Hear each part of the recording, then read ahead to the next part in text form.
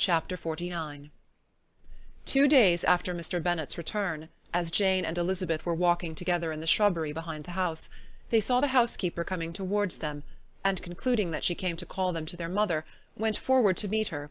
But instead of the expected summons when they approached her, she said to Miss Bennet, "I beg your pardon, madam, for interrupting you, but I was in hopes that you might have had some good news from town, so I took the liberty of coming to ask."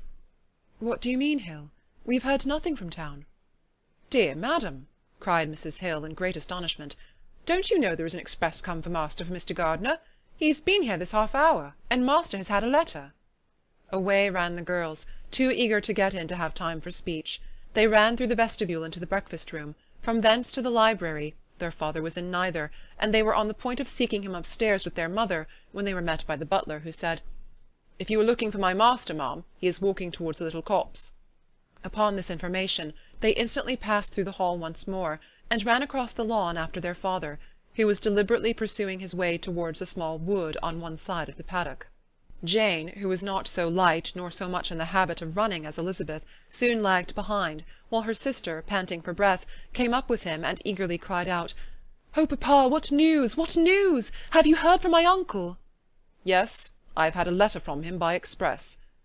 "Well, and what news does it bring, good or bad?" "What is there of good to be expected?" said he, taking the letter from his pocket. "But perhaps you would like to read it." Elizabeth impatiently caught it from his hand. Jane now came up. "Read it aloud," said their father, "for I hardly know myself what it is about." "Gracechurch Street, Monday, August 2nd. My dear brother, at last I am able to send you some tidings of my niece, and such as, upon the whole, I hope it will give you satisfaction. Soon after you left me on Saturday, I was fortunate enough to find out in what part of London they were. The particulars I reserve till we meet. It is enough to know they are discovered. I have seen them both." "Then it is as I always hoped," cried Jane. "They are married." Elizabeth read on. "I have seen them both.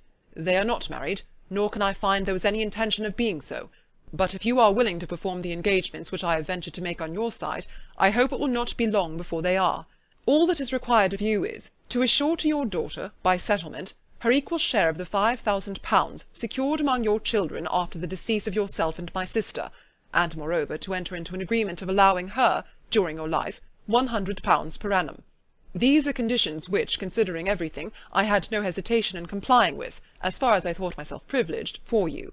I shall send this by express, that no time may be lost in bringing me your answer. You will easily comprehend from these particulars that Mr. Wickham's circumstances are not so hopeless as they are generally believed to be. The world has been deceived in that respect, and I am happy to say there will be some little money, even when all his debts are discharged, to settle on my niece, in addition to her own fortune. If, as I conclude will be the case, you send me full powers to act in your name throughout the whole of this business, I will immediately give directions to Haggerston for preparing a proper settlement.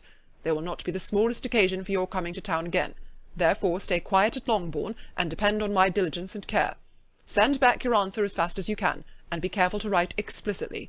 We have judged it best that my niece should be married from this house, of which I hope you will approve. She comes to us to-day. I shall write again as soon as anything more is determined on. Yours, etc., Edward Gardiner. "Is it possible?" cried Elizabeth when she had finished. "Can it be possible that he will marry her?"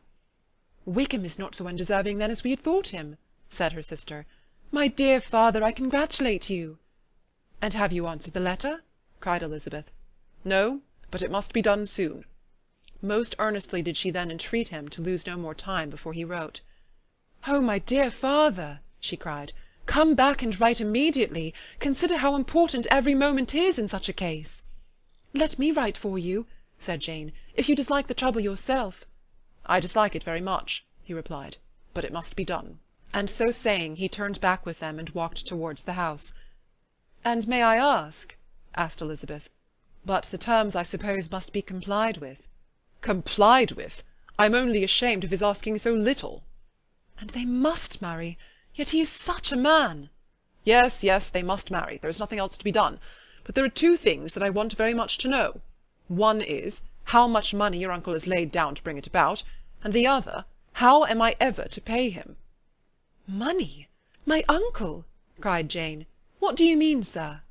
"I mean that no man in his senses would marry Lydia on so slight a temptation as 100 a year during my life, and 50 after I am gone." "That is very true," said Elizabeth, though it had not occurred to me before. His debts to be discharged, and something still to remain. Oh, it must be my uncle's doings. Generous, good man, I am afraid he has distressed himself. A small sum could not do all this. No, said her father. Wickham's a fool if he takes her with a farthing less than £10,000. I should be sorry to think so ill of him in the very beginning of our relationship. £10,000! Heaven forbid! How is half such a sum to be repaid? Mr. Bennet made no answer, and each of them, deep in thought, continued silent till they reached the house. Their father then went on to the library to walk, and the girls walked into the breakfast-room. "And they are really to be married?" cried Elizabeth, as soon as they were by themselves. "How strange this is! And for this we are to be thankful.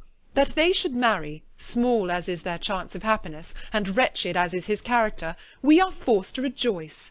Oh, Lydia!" "I comfort myself with thinking," replied Jane, "that he certainly would not marry Lydia if he had not a real regard for her. Though our kind uncle has done something towards clearing him, I cannot believe that £10,000, or anything like it, has been advanced. He has children of his own, and may have more. How could he spare half £10,000? "If he were ever able to learn what Wickham's debts have been," said Elizabeth, "and how much is settled on his side on our sister, we shall exactly know what Mr. Gardiner has done for them, because Wickham has not a sixpence of his own. The kindness of my uncle and aunt can never be requited.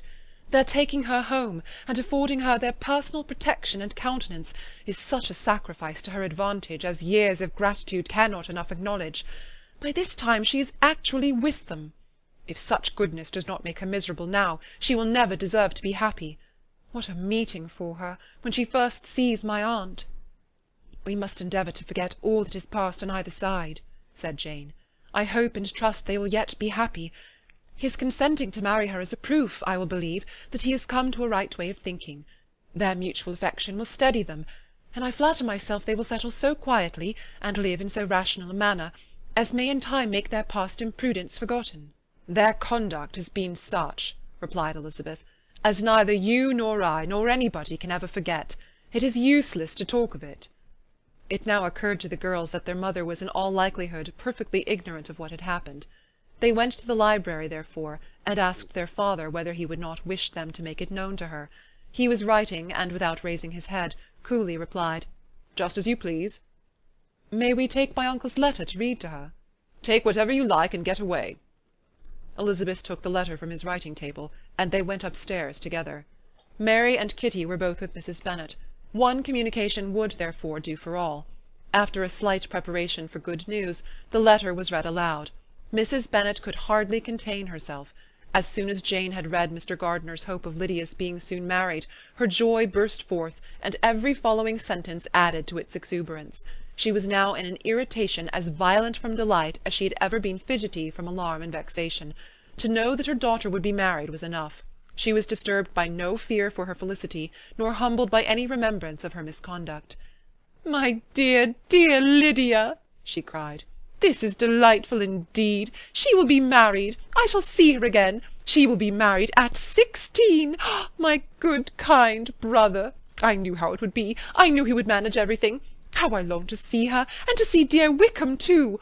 Oh, but the clothes, the wedding clothes! I will write to my sister Gardiner about them directly. Lizzie, my dear, run down to your father and ask him how much he will give her. Oh, stay, I will go myself. Ring the bell, Kitty, for Hill. I will put on my things in a moment. My dear, dear Lydia, how merry we shall be together when we meet!" Her eldest daughter endeavoured to give some relief to the violence of these transports by leading her thoughts to the obligations which Mr. Gardiner's behaviour laid them all under. "For we must attribute this happy conclusion," she added, "in a great measure to his kindness. We are persuaded that he has pledged himself to assist Mr. Wickham with money." "Well," cried her mother, "it is all very right. Who should do it but her own uncle? If he had not a family of his own, I and my children must have had all his money, you know, and it is the first time we had ever had anything from him except a few presents. Well, I am so happy. In a short time I shall have a daughter married. Mrs. Wickham! How well it sounds!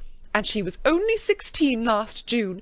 My dear Jane, I am in such a flutter that I am sure I can't write, so I will dictate and you will write for me. We will settle with your father about the money afterwards, but the things should be ordered immediately." She was then proceeding to all the particulars of calico, muslin, and cambric, and would shortly have dictated some very plentiful orders, had not Jane, though with some difficulty, persuaded her to wait till her father was at leisure to be consulted.